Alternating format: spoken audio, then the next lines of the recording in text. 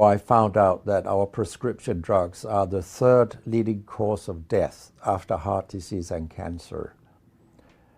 Our drugs kill around 200,000 people in America every year, and half of these people die while they do what their doctors told them. So they die because of the side effects. The other half die because of errors. And it's often the doctors that make the errors, because any drug may come with 20, 30 or 40 warnings, contraindications, precautions, and so on. No doctor in the world knows about all this. So they give patients drugs that they should not have given them, that interact dangerously with other drugs or food items or so on. And then the patients die. That's the other half. Much of what the drug industry does fulfills the criteria for organized crime in US law. And they behave in many ways like the mafia does. They corrupt everyone they can corrupt. They have bought every type of person, even including ministers of health in some countries. So there is a huge amount of corruption.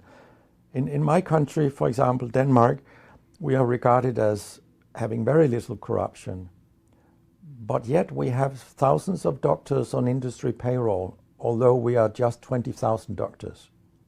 So this is an effective kind of corruption. The drug industry buys the professors first, then chiefs of department, then other chief physicians and so on. They don't buy junior doctors. So when several thousands are on industry payroll, it's really, really bad. And that's why I wrote my book, Deadly Medicines and Organized Crime, How Big Pharma Has Corrupted Healthcare. I hope to convince patients not to take so many drugs, because so many die from the drugs they take. In my country, people take so many drugs that every single citizen can be in treatment with 1.5 drugs from they are born till they die. This is incredible. And drugs are not that helpful. And they kill very many of us.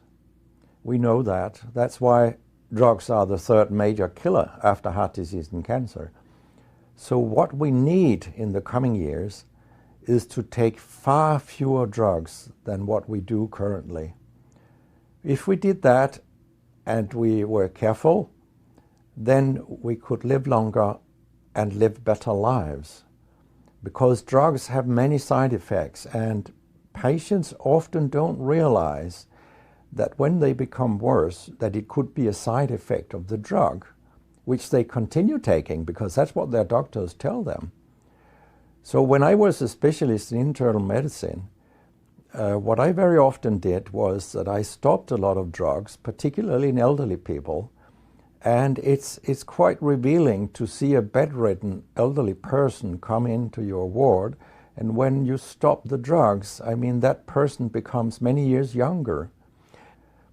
Very many elderly, they take more than 5 drugs a day, and we actually don't know how these drugs interact with each other.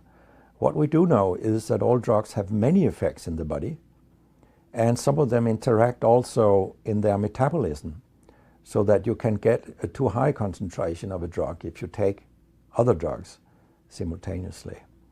So we make a lot of harms that we don't even recognize. I have a pretty colorful collection of things people have called me during all these years. And sometimes journalists have asked me, why do you always look up controversy? And my reply is, I don't. Controversy looks me up. Because it's not popular to tell the truth in healthcare. You will get a lot of enemies, because a lot of people make money on false premises, doctors and industry alike. And our drug regulators and our politicians, they are on board on this wagon.